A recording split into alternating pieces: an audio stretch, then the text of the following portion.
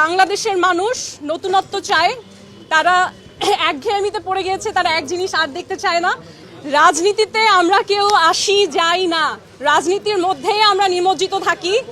আমার 2015 সাল থেকে আমি রাজনৈতিক প্রশিক্ষক হিসেবে কাজ করছি, ন্যাশনালি, ইন্টারন্যাশনালি, অনলাইন অফলাইন সব জায়গাতেই।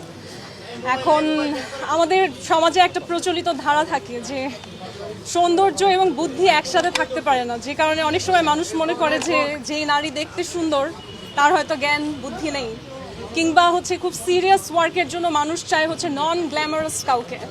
সো আমার দীর্ঘদিন ধরে একটা প্রচেষ্টা ছিল সমাজে এটা স্ট্যাবলিশ করার যে নারীর সৌন্দর্য এবং নারীর জ্ঞান দুইটাই সম অবস্থান করতে পারে। এটা it's not mutually exclusive, it can exist together.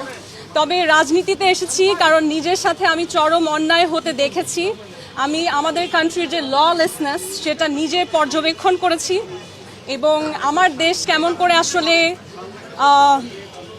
তৃতীয় শক্তির কাছে বা বাইরের কোনো শক্তির কাছে নতজানু হয়ে যায়। নিজের দেশের নাগরিকের অধিকার যে আগে দেখতে হয়, সেই জায়গায় আমার স্টেট সক্ষমভাবে দাঁড়ানোর মতন অবস্থানে এখনো আসেনি বৈশ্বিক জায়গায়। তখন আমার কাছে মনে হয়েছে যে আসলে সারা বিশ্বের রাজনীতি শিখে কি লাভ, যখন নিজের দেশের রাজনীতির যে অবস্থান সেটাই শক্ত না, যখন কূটনৈতিকভাবে বাংলাদেশ সেই শক্তিশালীভাবে দাঁড়িয়ে বলতে পারে না যে আমার দেশের নাগরিকের সুরক্ষা আমার কাছে আগে।